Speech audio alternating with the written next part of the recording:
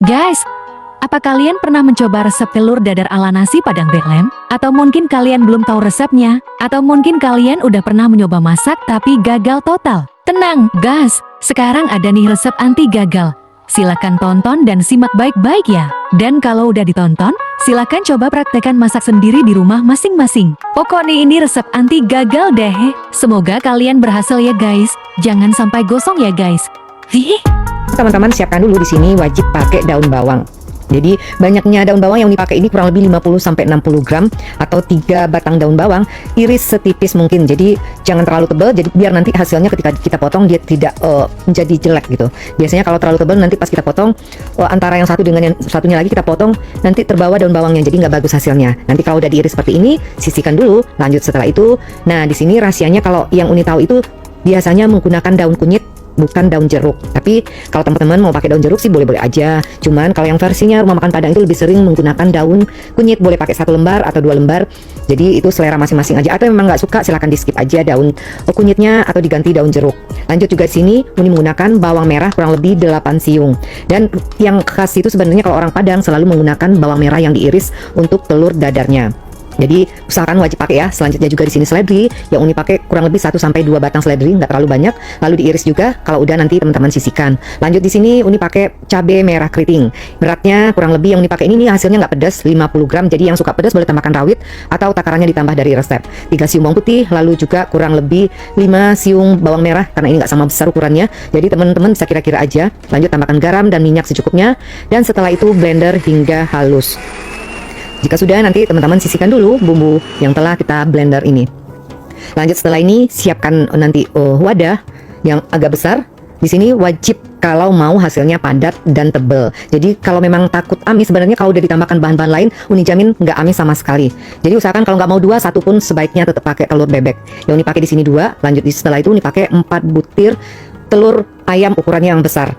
Jadi kalau teman-teman yang punya putih telur, sisa putih telur di kulkas, silakan nanti tambahkan, tapi dinginkan suhu ruang dulu. Itu akan lebih bagus hasilnya. Umumnya kalau rumah makan Padang itu sering menggunakan putih telur juga. Nanti tambahkan juga merica bubuk. Ini secukupnya aja. Lanjut setelah itu teman-teman juga tambahkan di sini garam halus. Nanti boleh sebenarnya untuk bumbu halus teman-teman mau pakai kemiri sedikit boleh juga ya.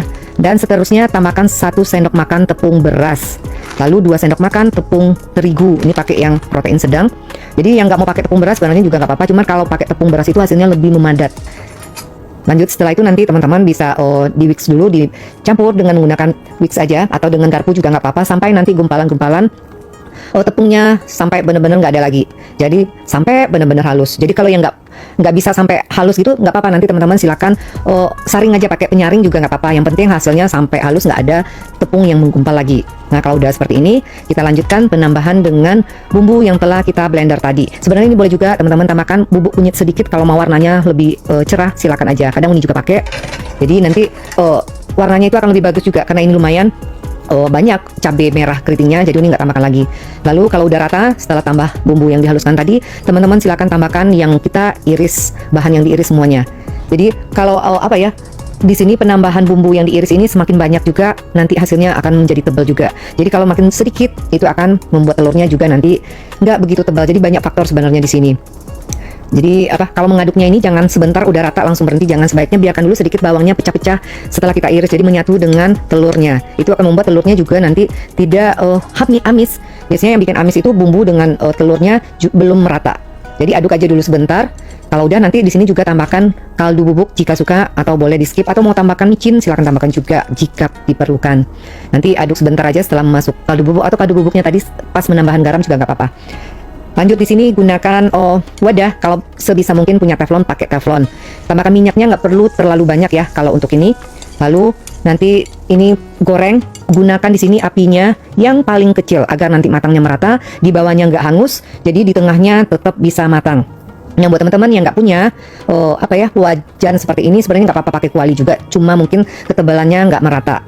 Nah di sini sebaiknya jika punya 2 teflon, untuk membaliknya teman-teman gunakan teflon yang satu lagi yang ukurannya hampir sama besar. Nanti kalau udah tinggal dibalik seperti ini, jadi di bawahnya tetap nggak ada yang hangus juga nanti. Nanti begitu juga sebaliknya, teman-teman putar-putar aja biar rata matangnya antara sebelah kanan dan kiri. Biasanya kadang kan api nggak sama, nanti balik lagi dengan membalikannya dengan teflon yang satu lagi ya, begitu. Jadi nanti sebenarnya gampang. Kalau nggak punya teflon silahkan pakai wajan biasa aja. Jadi nggak wajib sebenarnya menggunakan teflon, cuman hasilnya aja yang tidak seperti menggunakan teflon. Nah kalau udah matang semua, ini sampai selesai wajib menggunakan api kecil kalau mau hasilnya bagus dan dalamnya tidak ada yang mentah. Nah seperti ini. Setelah kita angkat dari wajan, lanjut setelah itu teman-teman nanti bisa pindahkan ke piring saji. Tinggal dipotong-potong sesuai kebutuhan aja di sini. Setelah itu tinggal teman-teman sajikan. Selamat mencoba.